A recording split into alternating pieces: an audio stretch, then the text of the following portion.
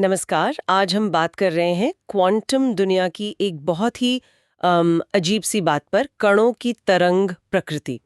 हमारे पास एक स्रोत है, कणों की तरंग प्रकृति, डी ब्रॉगली से अनिश्चितता तक। हम देखेंगे कि इसमें क्या मुख्य बातें हैं। सोचना भी कितना कमाल का है कि जिन चीज़ों को हम एकदम ठोस कण मानते आए हैं, जैसे इलेक्ट्रॉन, वो तरंगों जैसा बर्ताव भी कर सकते हैं।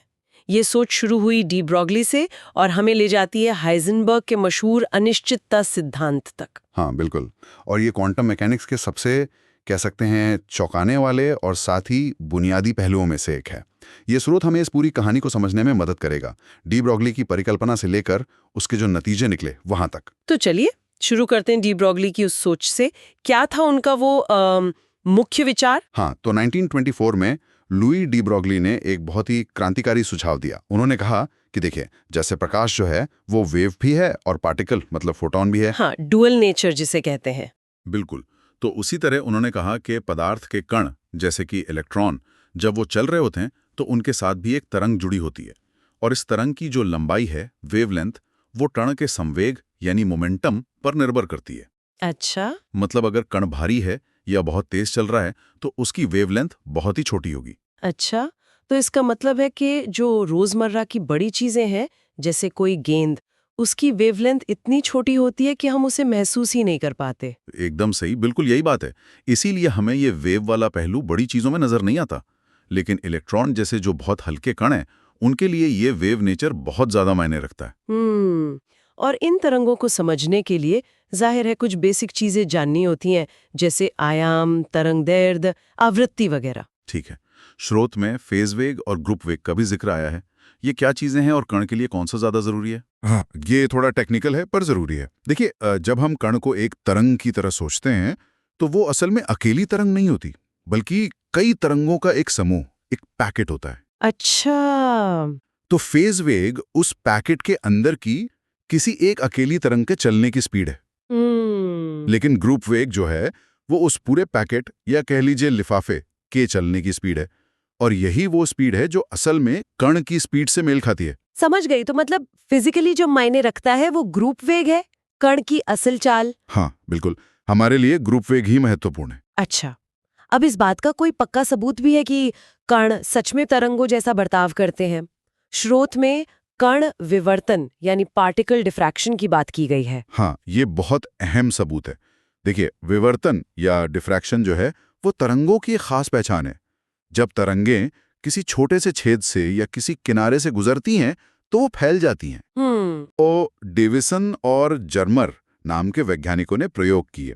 उन्होंने इलेक्ट्रॉनों की बीम को एक क्रिस्टल पर डाला और उन्होंने देखा कि इलेक्ट्रॉन ठीक वैसा ही डिफ्रैक्शन पैटर्न बना रहे हैं जैसा कि एक्सरे तरंगे बनाती हैं। अच्छा, तो ये तो सीधा प्रमाण हो गया। हाँ, ये सीधा प्रमाण था कि इलेक्ट्रॉन सिर्फ कण नहीं बल्कि तरंगे भी हैं। और शायद इसी सिद्धांत पर इलेक्ट्रॉन माइक्रोस्कोप काम करते हैं, है ना, जिनसे हम बहुत छोटी चीजें देख पाते हैं। एकदम सही कहा आपने। इलेक्ट्रॉन की वेवलेंथ बहुत छोटी होती है और इसी वजह से इलेक्ट्रॉन माइक्रोस्कोप का रेजोल्यूशन बहुत ज्यादा होता है। ये तरंग प्रकृति का एक बहुत ही प्रैक्टिकल इस्तेमाल है। ये तो कमाल है। अच्छा, ये विचार हमें आगे कहाँ ले जाता है? स्रोत में बक्से में कण यानी particle in a box model का भी जिक्र है। हाँ, ये क्वांटम मैकेनिक्स का एक बहुत ही सरल लेकिन बहुत ही फंडामेंटल मॉडल है। सोचे कि एक कण है जो एक बहुत छोटे से बक्से में बंद है।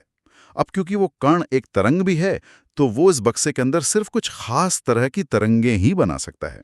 खास तरह की तरंगे मतलब ऐसी तरंगें जो बक्से की दीवारों के बीच ठीक से फिट हो जाएं। इनको स्टैंडिंग वेव्स कहते हैं। वो तरंग बक्से की दीवारों पर खत्म होनी चाहिए एक तरह से। अच्छा, ठीक है। और इसका नतीजा क्या होता है? नतीजा ये होता है कि उस कण की जो ऊर्जा है वो भी कोई भी वैल्यू नहीं ले सकती। वो सिर्फ कुछ खास निश्चित मान ही ले सकती है, डिस्क्रीट वैल्यूज। अरे वाह! हाँ, इसे कहते हैं ऊर्जा का क्वांटाइजेशन। मतलब ऊर्जा लगातार नहीं बदल सकती बल्कि पैकेटों में या लेवल्स में ही मौजूद होती है। ये क्वांटम दुनिया का एक बहुत बड़ा नियम है।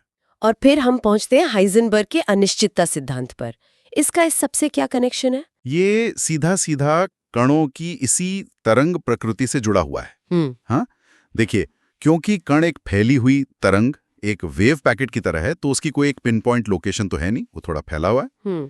तो हाइजेनबर्ग ने गणितीय रूप से ये दिखाया कि आप एक ही समय पर एक साथ किसी कण की स्थिति यानी पोजीशन और उसका संवेग यानी मोमेंटम दोनों को पूरी सटीकता से नहीं जान सकते। मतलब एक को जानने की कोशिश करेंगे तो दूसरा। हाँ, एक को आप जितना ज्यादा सटीक जानने की कोशिश करेंगे, दूसरे के बारे में आपकी जानकारी उतनी ही अनिश्चित, उतनी ही फजी हो जाएगी। तो ये कोई हमारी नापने की कमी नहीं है? नहीं, बिल्कुल नहीं।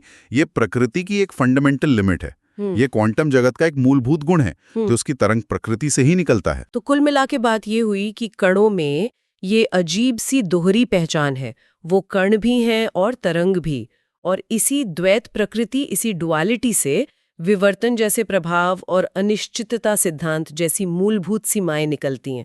ठीक है, तो इसका मतलब क्या है हमारे लिए बड़े पैमाने पर? इसका सीधा सा मतलब है कि बहुत ही छोटे पैमाने पर, माइक्रोस्कोपिक लेवल पर, ये दुनिया हमारी जो रोजमर्रा की सहज समझ है, इंट्यूशन है, उससे बिल्कुल अलग तरीके से काम करती है। ये कण तरंग द्वैत जो है, ये क्वांटम मैकेनिक्स की एकदम नींव है। इसी के आधार पर हम समझते हैं कि परमाणु कैसे काम करते हैं, अणु कैसे बनते हैं, यहाँ तक कि तारे कैसे चमकते हैं। और सबसे दिलचस्प बात यह है कि ये सिर्फ कोई गणित का खेल या थ्योरी नहीं है, ये हकीकत है जिसे बार बार प्रयोगों में देखा गया है, वेरीफाई किया गया है। तो जाते जाते एक सवाल मन में आता है, अगर क्वांटम लेवल पर ये अनिश्चितता, ये अनप्रिडिक्टेबिलिटी हमेशा मौजूद है, जिसे हम हटा ही नहीं सकते, तो क्या इसका मतलब ये है कि हमारा ब्रह्मांड असल में उतना पक्का, उतना पूर्वानुमानित नहीं है जितना हम पहले मतलब क्लासिकल फिजिक्स में मानते थे? सोचने वाली बात है।